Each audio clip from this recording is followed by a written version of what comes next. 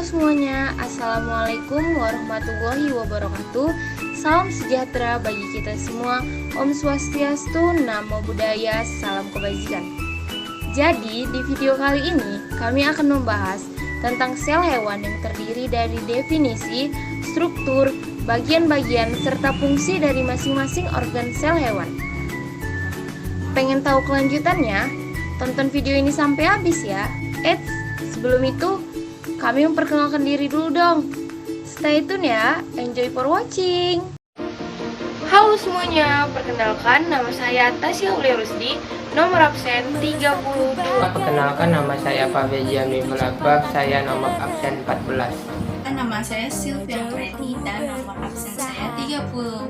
Nama saya Sibila Menica Utahaya, nomor absen 15. Nama saya Mani Termapea, nomor absen 22. Saya Ibis Reka, nomor absen 19. Saya Gracia Togotorop, nomor absen 17. Najwa Meitanti Ratna Sution, nomor absen 25. Kenalkan, nama saya Rika Esepida Tepuh, nomor urut 28. Oke, sebelumnya kalian udah pada tahu belum apa itu sel hewan? Sel hewan adalah nama umum untuk sel eukariotik yang menyusun jaringan hewan-hewan itu sendiri. Nah, sel hewan ini berbeda loh dari sel eukariotik lainnya. Contohnya sel tumbuhan. Karena tidak memiliki dinding sel yang keras, sel hewan bervariasi bentuknya. Salah satunya ialah sel manusia.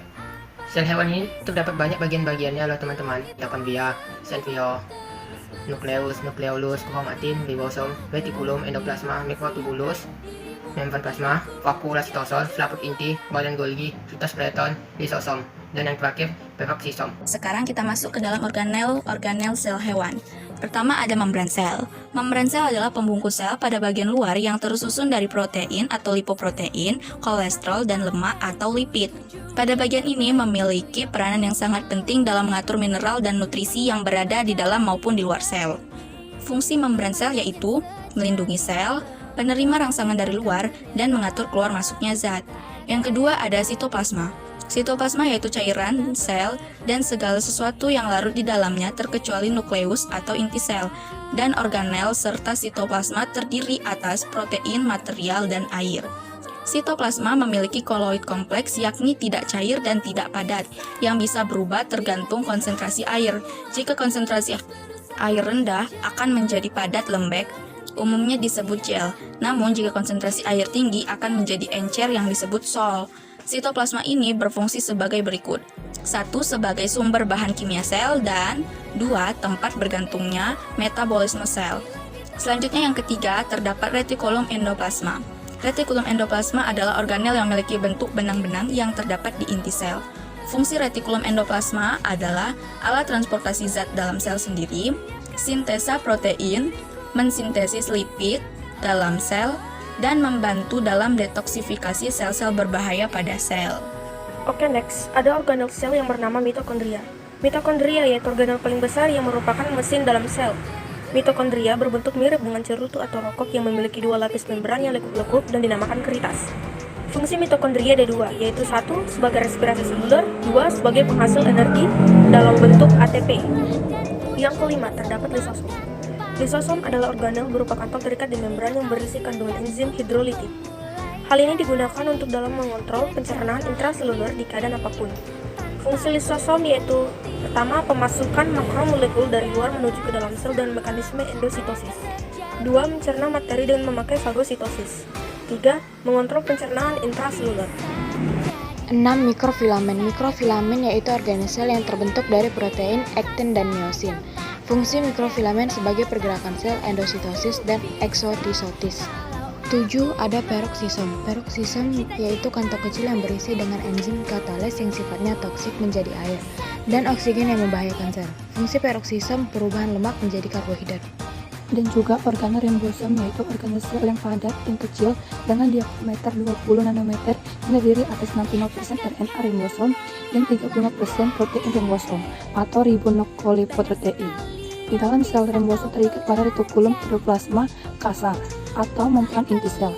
Fungsi ribosom ialah sebagai tempat berlangsungnya sintesis protein. Yang kesembilan, terdapat sentriol, merupakan struktur berbentuk tabung yang bisa ditemukan pada sel eukariota. Sentriol juga mengambil peran dalam pembelahan sel. Sepasang estriol yang membentuk struktur gabungan disebut dengan stereosom. Fungsi stereol Pertama, proses pembelahan sel dalam membentuk benang spindel dan berperan membentuk cilia dan flagella. Kemudian ada mikrotubulus, yaitu organel sel di dalam sitoplasma yang ditemukan pada sel eukariot dan berbentuk silindris panjang dengan diameter dalam kurang lebih 12 nanometer dan diameter luar 25 nanometer. Mikrotubulus bersifat kaku. Organel ini memiliki fungsi sebagai berikut: 1. Melindungi sel, 2. Memberi bentuk sel, 3. Berperan sebagai dalam pembentukan flagella, cilia, dan centriole. Organel yang ke-11 bernama badan Golgi atau apparatus Golgi, yaitu organel yang dikaitkan dengan fungsi ekskresi sel. Badan Golgi dapat ditemukan di semua sel eukariotik dan terdapat pada fungsi ekskresi. Fungsi badan Golgi: 1. Membentuk vesikula atau kantung untuk ekskresi, 2. Membentuk membran plasma, yang ketiga membentuk lisosom, dan yang keempat memproses protein. Oke, next guys, ada nukleus. Nukleus adalah organel kecil yang mengatur dan mengendalikan aktivitas sel. Proses ini mulai dari metabolisme hingga ke pembelahan sel. Nukleus mengandung materi genetik yang bentuknya DNA linear panjang yang membentuk kromosom. Organel ini memiliki fungsi sebagai berikut: tempat terjadinya replikasi, menyimpan informasi genetik, untuk menjaga integritas gen-gen, mengendalikan proses metabolisme dalam sel, mengontrol aktivitas sel dengan mengelola ekspresi gen. Lalu, organel sel yang sering disebut nukleolus, yaitu organel yang terdapat di dalam inti sel atau nukleus. Organel ini bertanggung jawab dalam pembentukan protein menggunakan RNA atau asam ribonukleat.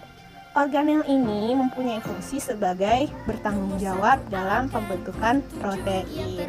Oke, next ada nukleoplasma, merupakan cairan padat yang ada di dalam inti sel atau nukleus yang mengandung serat kromatin.